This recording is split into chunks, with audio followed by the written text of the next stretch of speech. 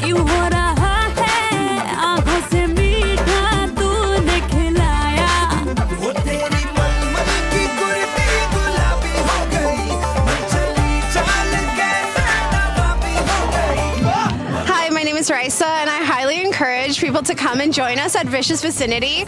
I have been coming to their classes for about a year now, and the complete safe and welcoming environment has really encouraged me as a dancer. I think that even if you just love dancing and you've never had a dance experience, please come out. There's so many different types of styles that they celebrate, and I love the diversity that we encourage in our classrooms. So thanks to Vicious Vicinity for holding such a great event. This is my first Holi, and I can't wait for more. Hi, my name is Akash Gupta. I recently moved to DC and I don't have any dancing experience.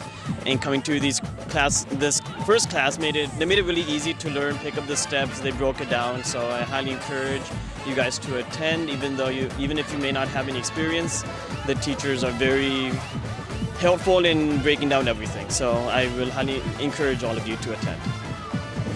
Hi, you guys should definitely try Vicious classes if you never have been.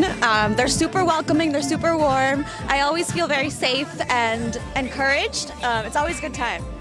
Hi, I'm Vidya. I've been going to Vicious Vicinity classes since last year, about just over a year now, and the classes are great. They're varied, all different styles from all over India, but also fusion styles like Bolly heels, Bolly hop, Kuttu, Tollywood, everything you could want, and it's really helped me reconnect with the culture here in DC.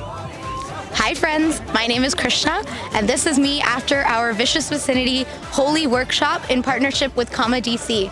Thank you so much to everyone who came, and I hope you enjoy.